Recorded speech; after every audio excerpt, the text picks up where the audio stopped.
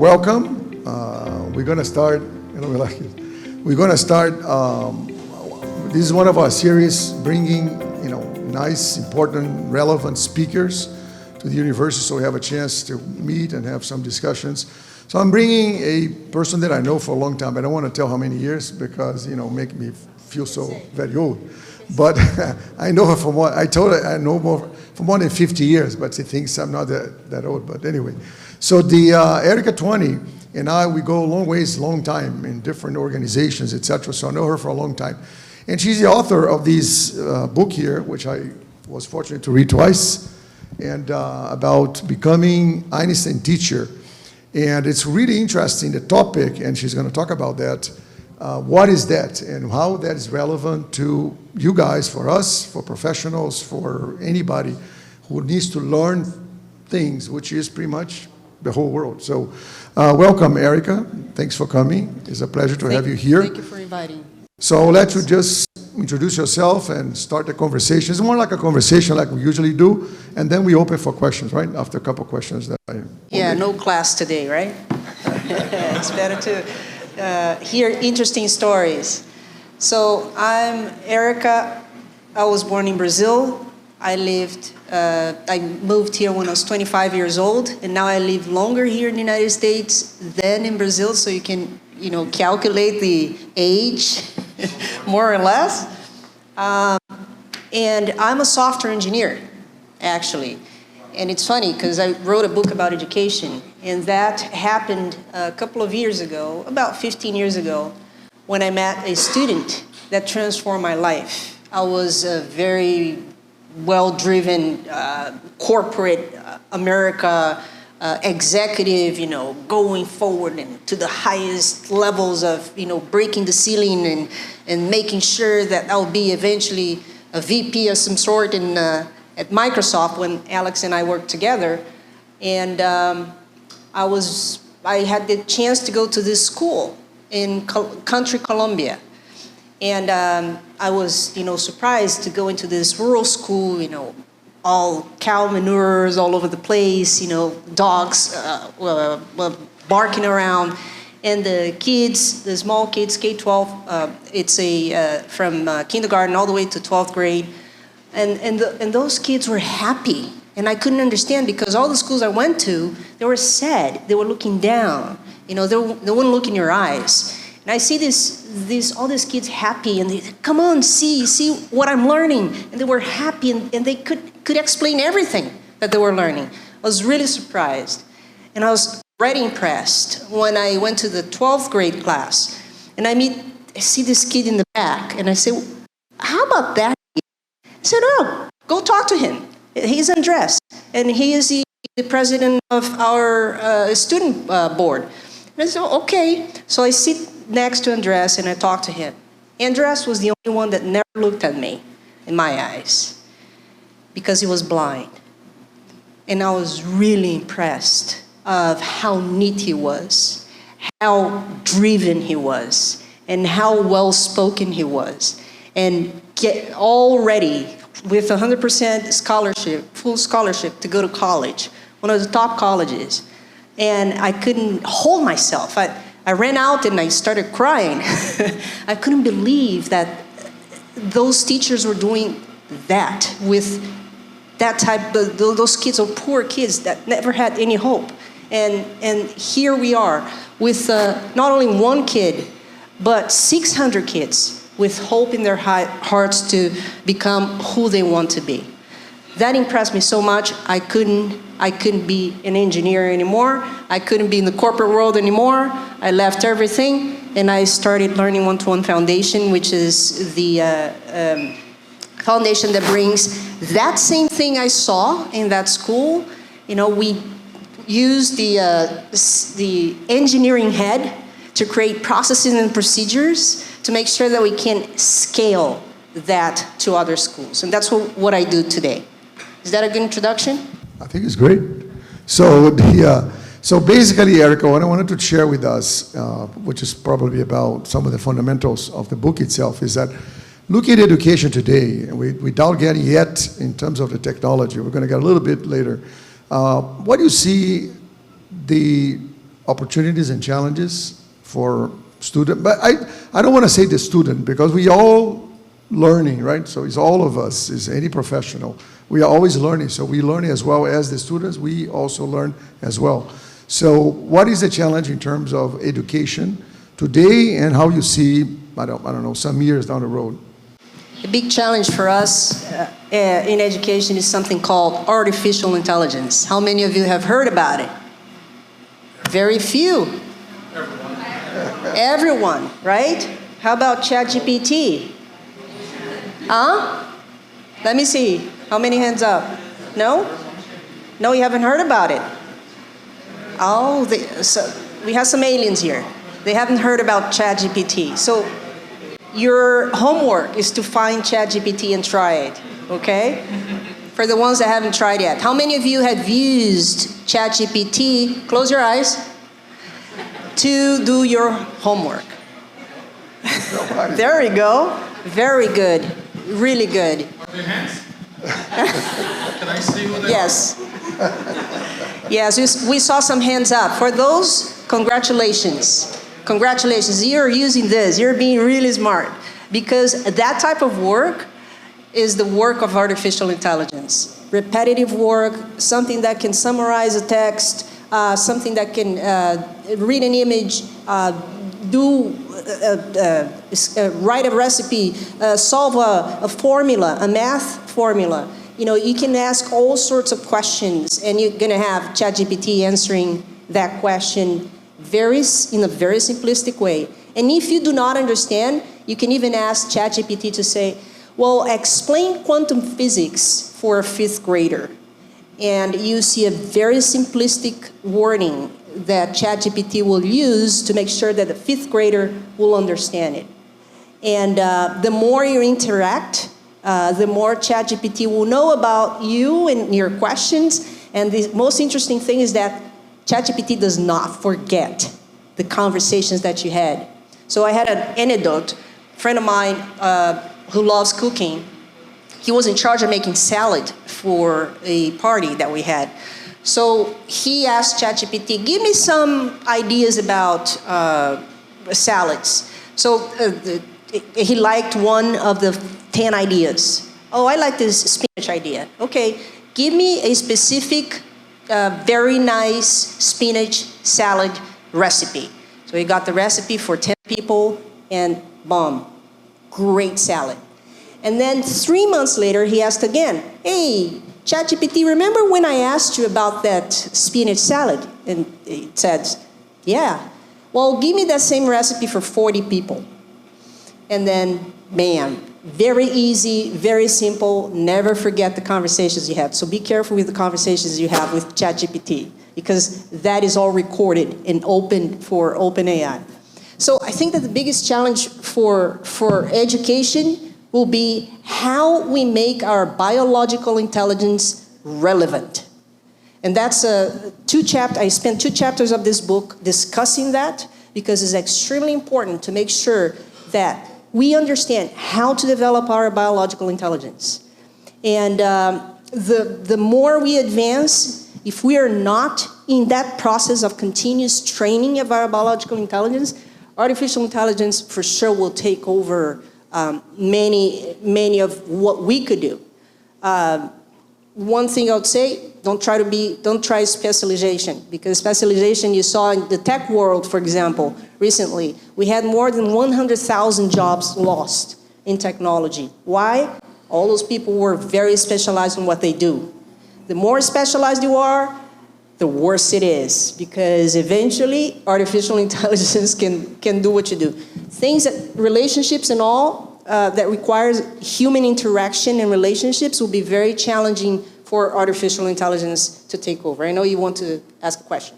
Yes, so I have to make a comment. Remember when you had like spell check, right? Because when I was a kid in the 1920s, no, I'm not that old, but there was no spell check. We had to check everything, all the words that we write, with no spell check. Now we write, the spell check is getting better and better, right? Translation, a couple years ago, translations were not good. We did translations for different languages. It came, the grammar, very poorly designed, right?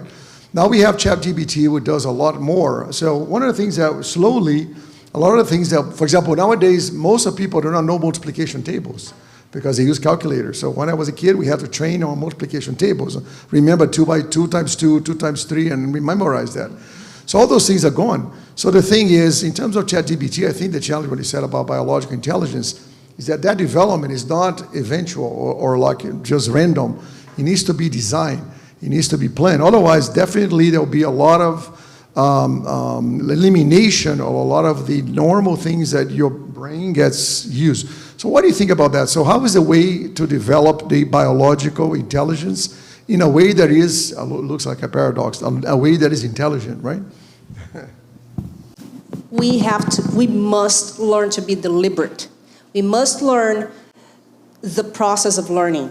And once we understand that, we can learn anything, right? Today, in our society in general, the way we learn is we go to school. You want to be an engineer, so you go to school. You want to be a marketing professional, you go to school because you expect somebody else to teach you, and then you also expect that certification that will allow you to go to an employer and say, I have this certificate, right? I have this diploma.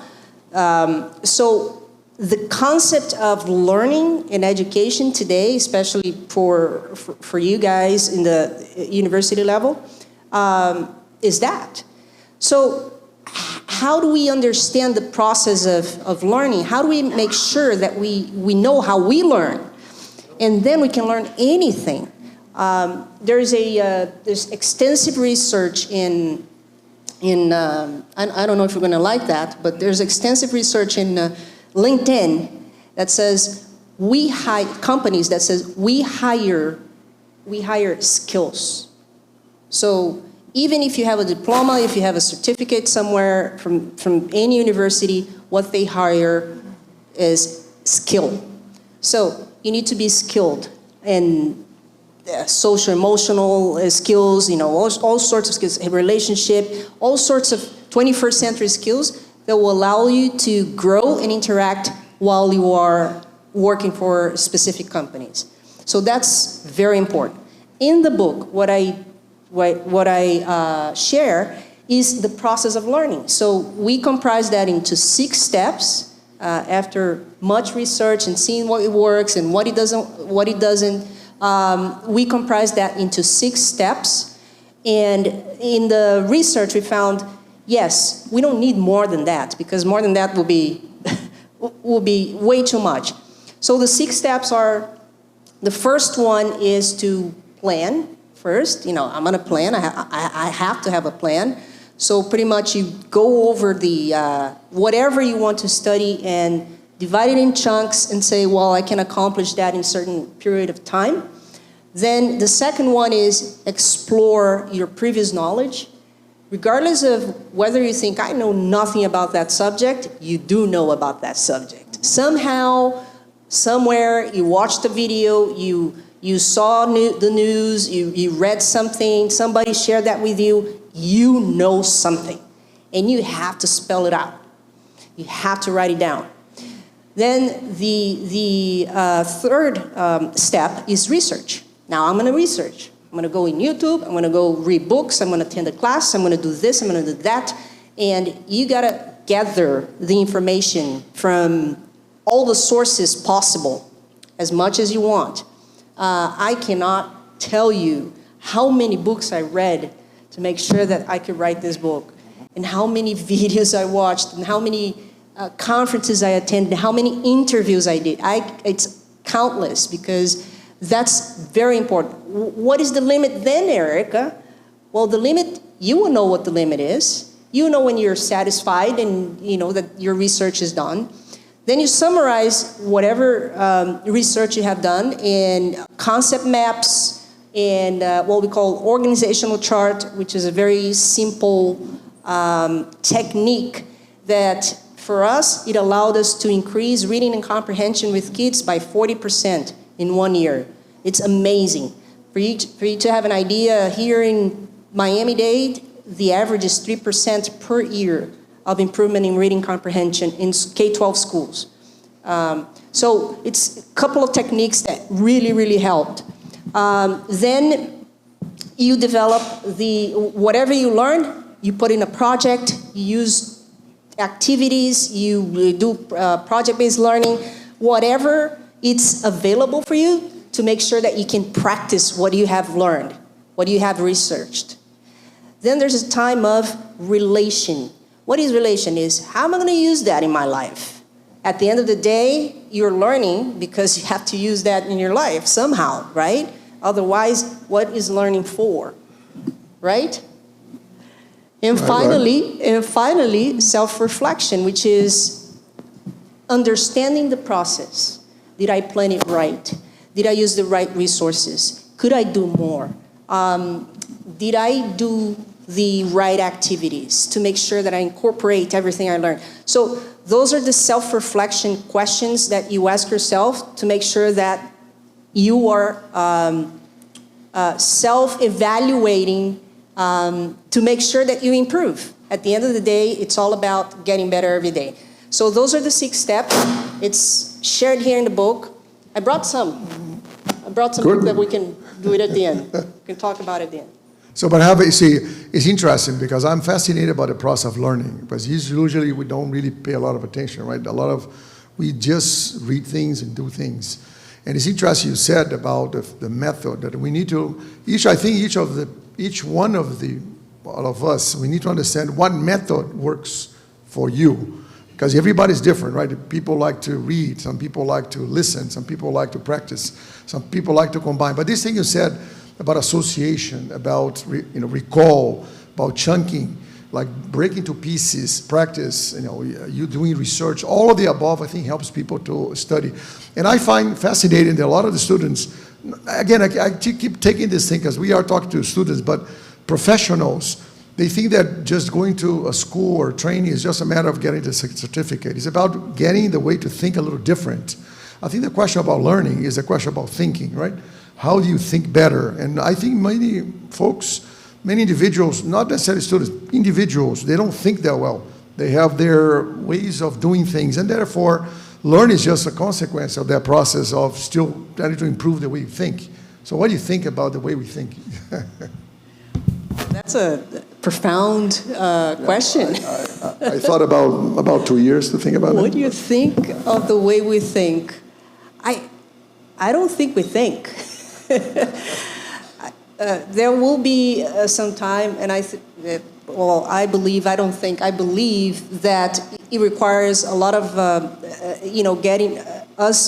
getting matured in our minds to understand that we can just live life like it happens, right? Then we don't think. We don't think at all. I used to be like that. I think that when I was young and like you guys, I had one thing in my head only. That was my career and that was the direction I had to go. And not seeing anything else around you. So the way we think, I think that we need maturity to make sure that we improve thinking in general. And this is, so the question is, when we do the process of learning, right, in terms of the methods of education, the tools, etc., they become, like I said, tools, right? Because if the user of the tool doesn't know how to use the tool is pretty much not that effective, right? It doesn't really bring that. You mentioned about ChatGPT. The question that I have for you is, would ChatGPT, as an example, because everybody's talking about it, universities, a lot of publications about it, articles, would that force us to be more creative? Would it forces the educational system to look for things to create and be unique? Because the more uniqueness you put into the process, the more distant you are from the platform of the common, right, which is the GPT stuff. So what do you think? Is that it was going to change us because it was going to make us a little worse? It will force us to have new skills. I believe that. And the reason being is because now it's all about knowing how to write the prompt, right? The more precise you are with the prompt, the more precise you have the answer from ChatGPT. ChatGPT will not be creative at all by itself. It will not oh, I have this idea. I'm going to start a new company. It's not going to happen.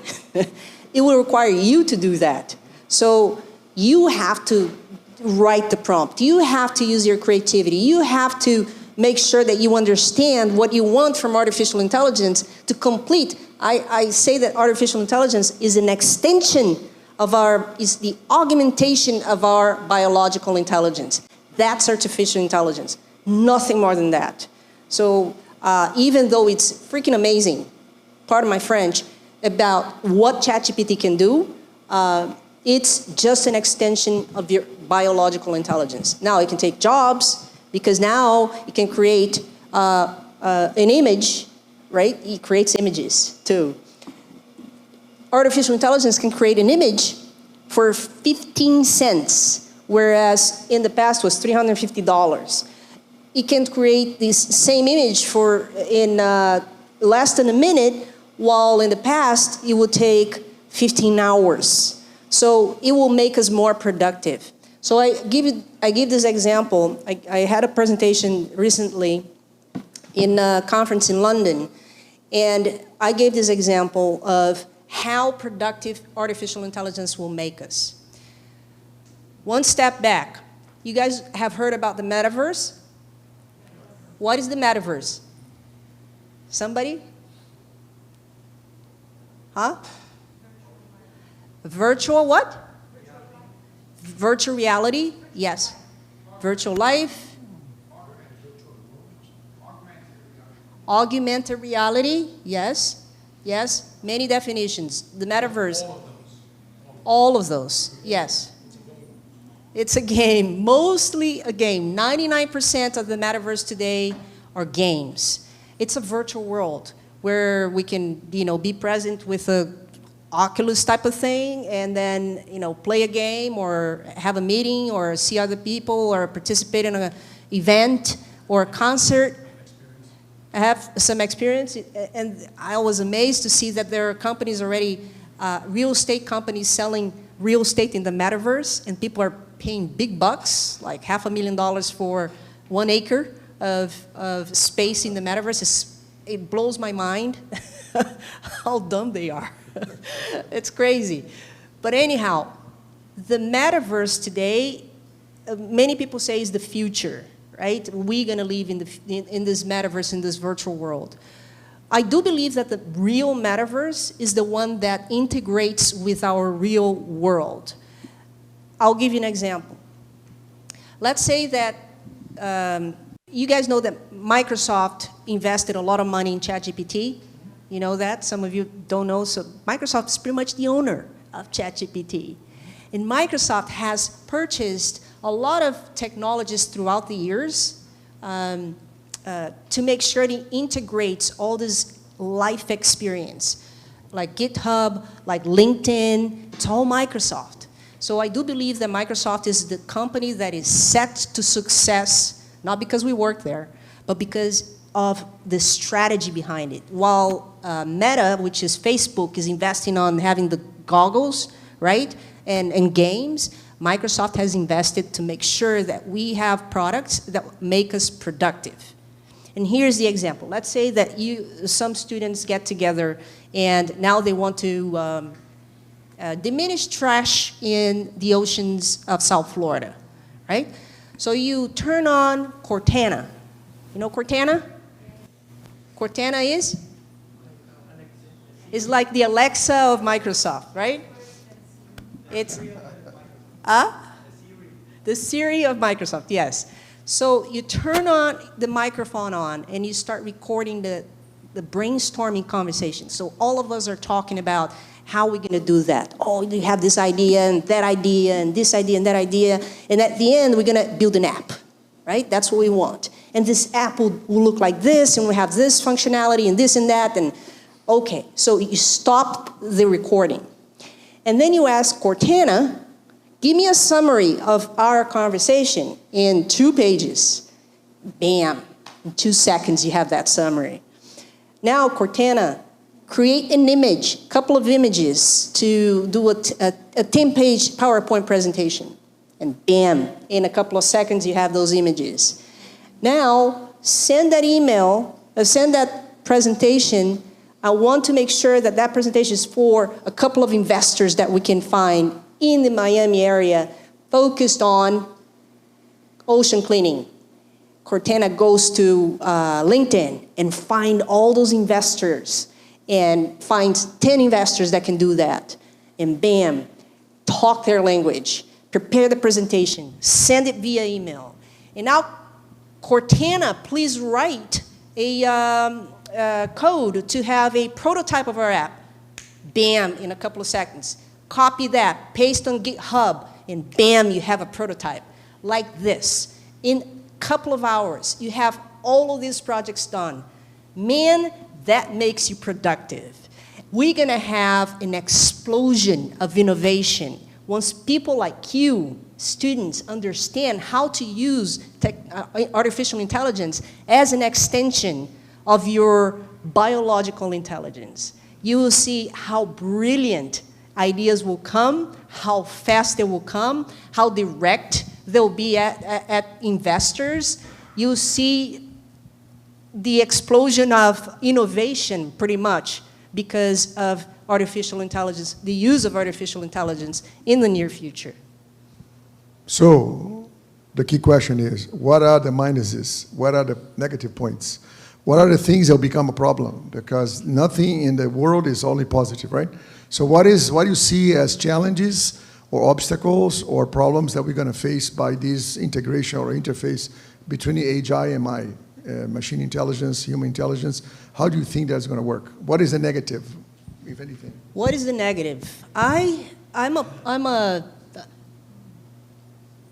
Okay, so there are two aspects to consider: human intelligence, biological intelligence, and artificial intelligence. My concern is that. Thank you. My concern is that, given the discipline that we have as it relates to learning presently, don't get me wrong, I'm a big advocate of AI, but I'm a bigger advocate of human intelligence, because through human intelligence, you're able to dictate how much you get out of the AI.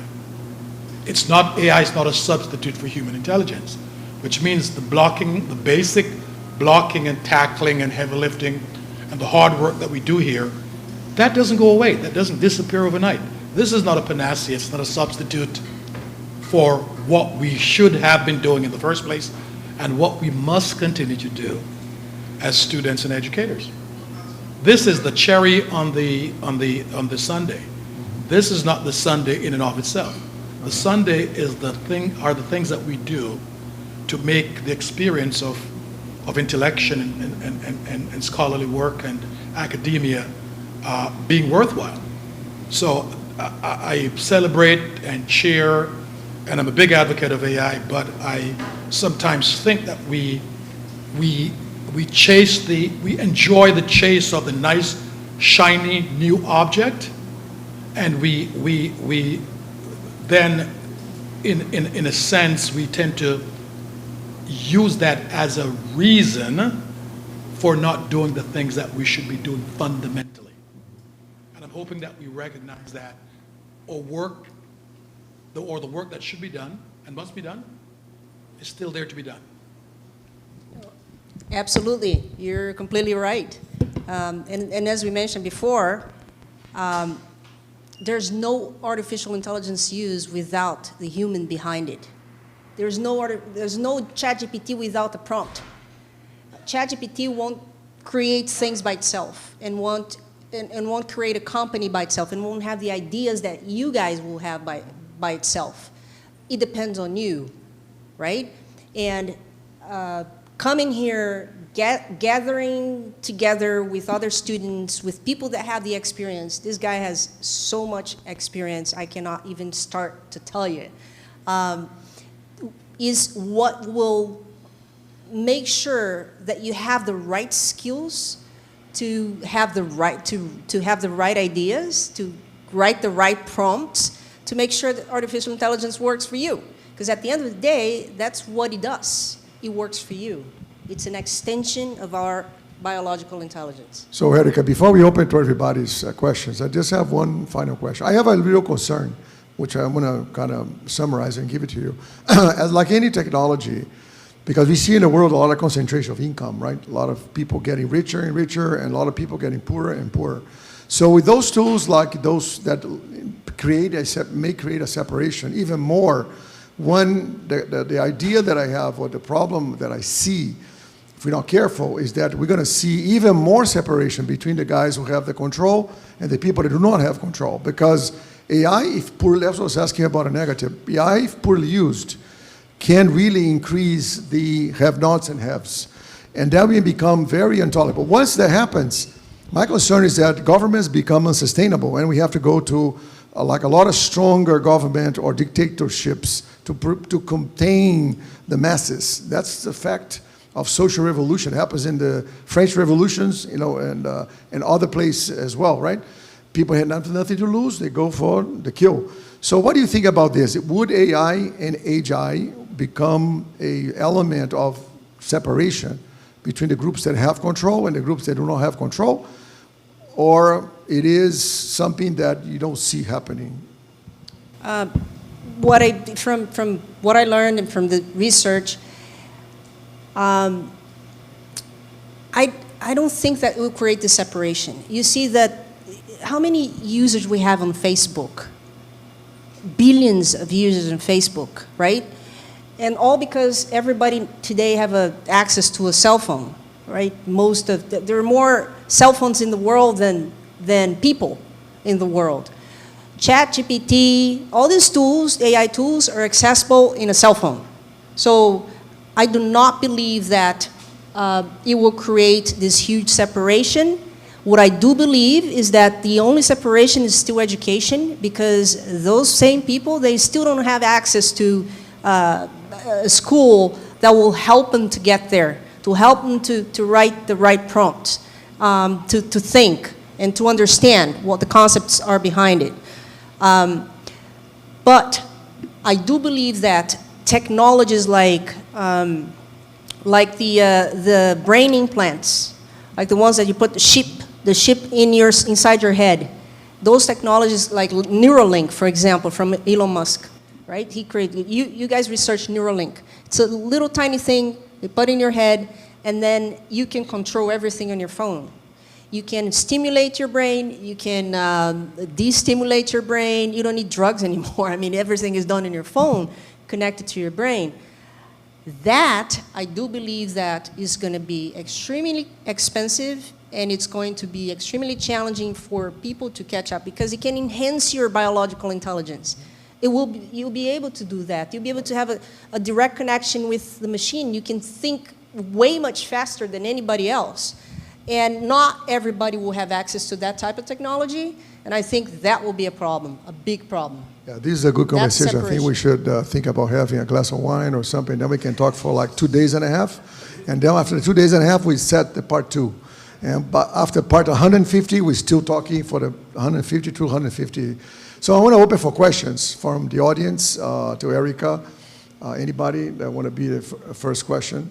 There's another thing that worries me a lot in terms of artificial intelligence, which is ethics. The ethics of artificial intelligence. Today, we're very lucky that those ChatGPT solution was made by OpenAI, which is an organization that was formed a couple of years ago to make sure that we have artificial intelligence with ethics, right? We're not going to be biased, we're not going to do this, we're not going to do that. Nevertheless, technologies coming from China, for example, are not that, does not have the best ethics. For example, the face recognition, in which there are cameras all over China, and they recognize the faces of every single individual. The government can see what you're doing and follow you, and it's terrible. There's no privacy at all. So that's a big concern for me. They're selling like crazy. TikTok.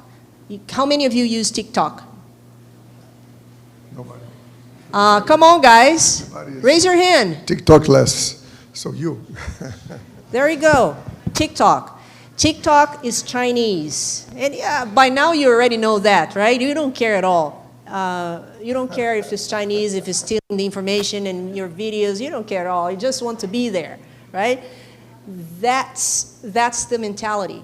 TikTok is limited to 40 minutes a day in China. YouTube is prohibited in China. So if you ask students here in the US what they want to be when they grow up, they say, I want to be an influencer. I want to be in a video. I want to do, I want to be famous.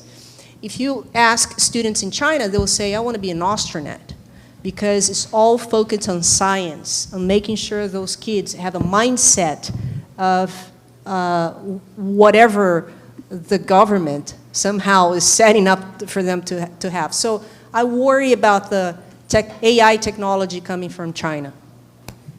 So let me, questions from anybody in the audience?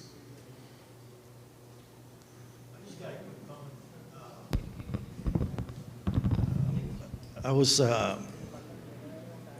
going for AI and all that, and after listening to you, I'm a little bit skeptical. I'm kind of scared now. I'm afraid that one day I'm going to swallow myself with all this AI. But the more you listen to all these experts, and since you're a software engineer, Elon Musk, people in astrophysics, quantum mechanics, and all that, Tyson, this professor from New York University. So they all say, hey, listen, don't worry about all this advancement in technology and AI and all that. Excuse me, all this advancement in technology, just worry about AI. AI is your threat. Don't worry about the Chinese, don't worry about the Russians. AI is the threat. So in terms of education, the more you read, these people that claim to know what they're talking about based on research and so on, they're basically saying, hey, what you see right now, this interaction with the professor, coming to class and so on, you won't see that in 50 years from now. And that's what I tell you, I'm a little bit skeptical. With the advancement of technology, I could see things changing, but my question to you in particular is, do you see what all these experts say, that we are not going to have this environment 50 years from now because of the advancement of technology? In other words, am I going to be out of a job?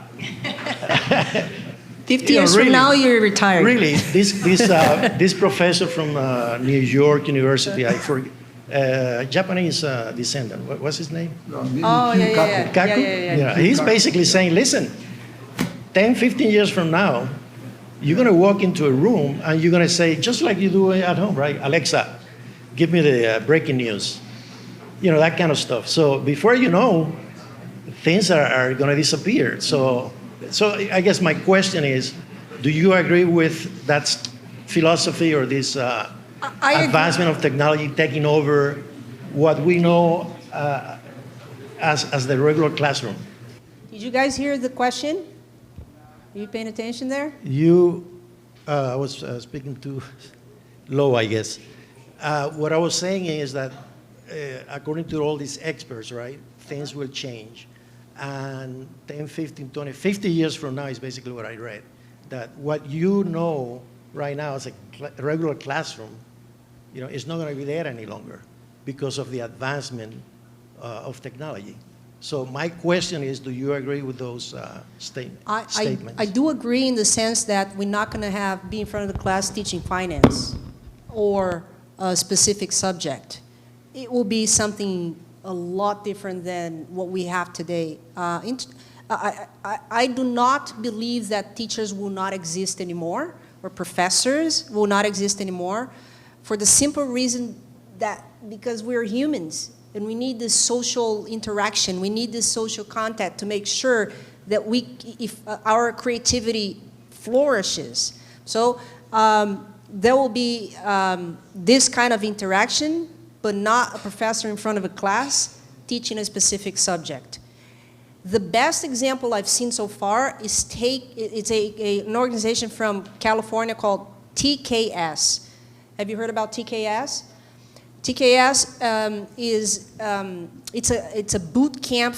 It's a 10-month boot camp for teenagers.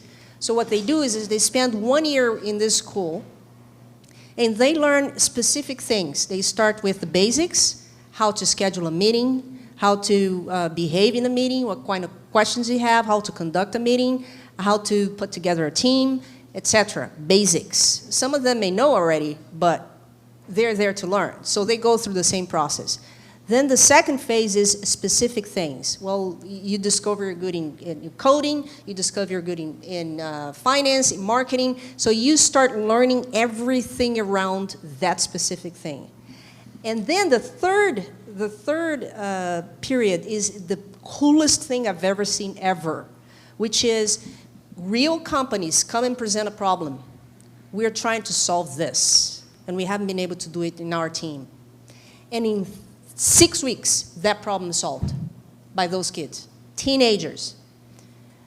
That's the type of school I would love to have gone to.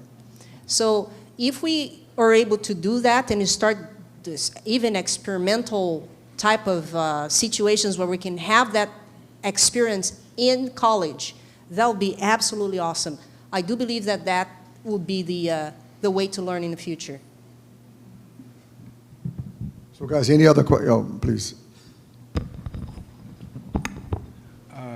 So ma'am, there is one small question. As an expert, I'm asking you, that we created an AI to help ourselves for research and for other things. What if someone makes it for some bad purpose? What if someone makes it for hacking? What if someone to make it for, cheating the missile codes or something? So do you think that can happen as an expert? Do you think that will happen and we can tackle them? I mean, because it may sound crazy, but I see a lot of movies, so I got that of idea.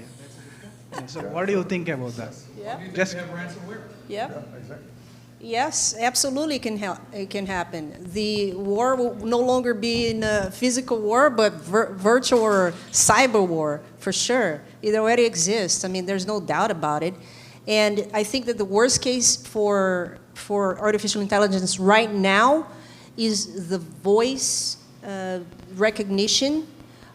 Today you can create videos. It's amazing to see, like Prime AI. Go to Prime AI, paste the text in there. It's very simple. Paste the text and see and pick a voice, and the voice will read it for you as if you were like a person talking to you right there.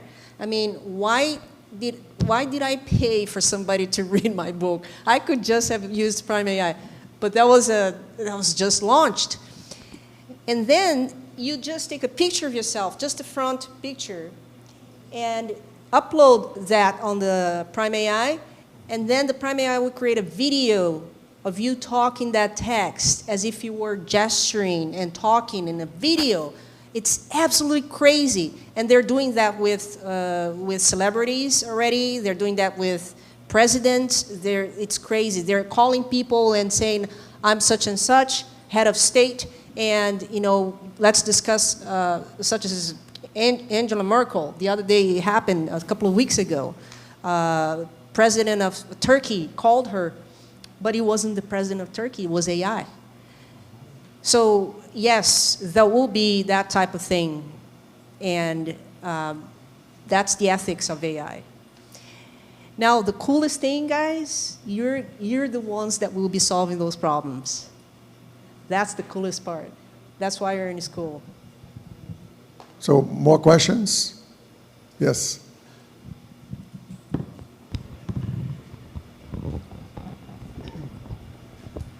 Hi, ma'am. What's really motivates you to write this book? Ooh, that's a good question. What motivated me to write the book? It motivated me because I read a lot of books, and I never found one book that will give you a recipe, step by step. Do this, and do this, and do this, and do this. I didn't find it. Everything talks about, all the books talk about how bad education is, and we have to solve this problem, and blame, it's the college that doesn't graduate the right teachers and this and that and this. Come on, guys, let's get to a point. Let's get to a solution. So that is what motivated me to write the book. Yes, we need a microphone.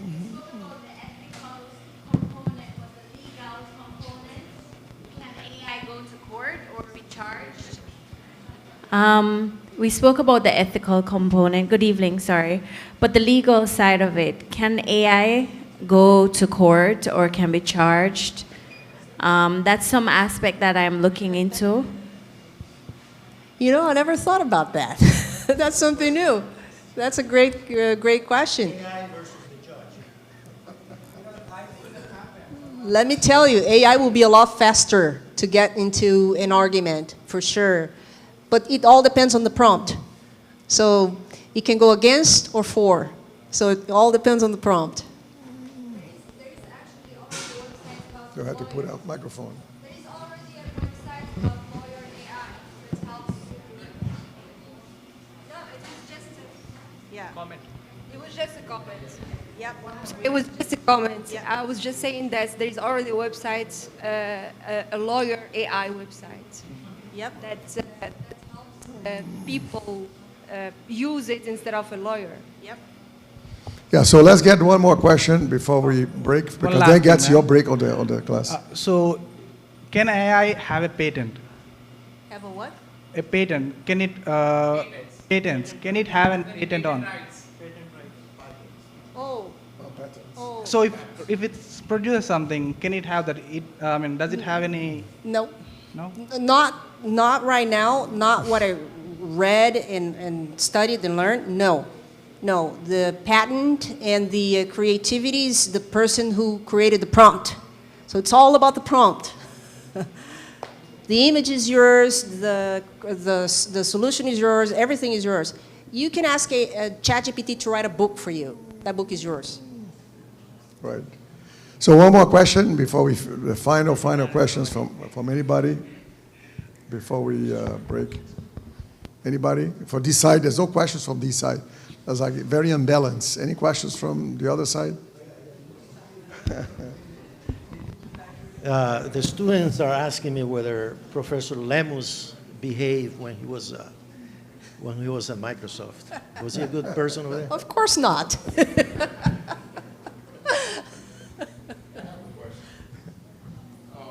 hear you speaking about AI, but how does AI help America's economy or the economy in which wherever it abides at? How does it help the economy as far as us living and whatnot, making jobs for the human capital part of the world? How does that work? Yeah. How does AI help the American economy? My humble opinion, right? Because I'm not the super expert on economy. It's all about the prompt. First of all, you can have very creative prompts and then have AI get back to you into potential solutions for the economy. But also AI, the companies that are currently working with AI are hiring a lot of people right now. Out of the investment in venture capitalist investment, 56% of the total is invested in AI today. 56%. It's billions and billions of dollars. So in terms of hiring people, having people to work, it's AI, I do believe, helps that way. But economy-wise, I'm not the best expert to say how it will help, but I do believe it's all about the prompt. So guys, one of the things I want to say is before we finish, first of all, I want to thank you, Erika, for coming. Give me a clap for being here. I think it was great, chat. So my personal suggestion to you guys is that keep studying and reading about AI and AGI, because that's going to be the term. It's going to be with you for the next 100 years. You will die in 100 years, and still this thing is going to continue. That's maybe his concern when you see Star Trek. The captain always likes to ask data. He doesn't do anything data. What is the route? Data. What is the planet? Data. Where are we going? So that sounds to be concerning, that the captain always asks data, the guy that's in the spaceship. But it's a topic that He's going to be with you no matter what you do, finance, sports, engineering, physics, finance, whatever, IT, will be there, right? So there's a lot of stuff still to be developed, to be seen. And I think there's some positives and negatives, right? But I think that's how it is. That's what it is. I don't think we're going to escape it. That's inevitable, right? So we just have to go with it, and I think you should just, not you, but we should learn about it, right? So Erika, in the name of the school, let me just give you our certificate. So let me, so this is a little bit of recognition of your time and intelligence coming here.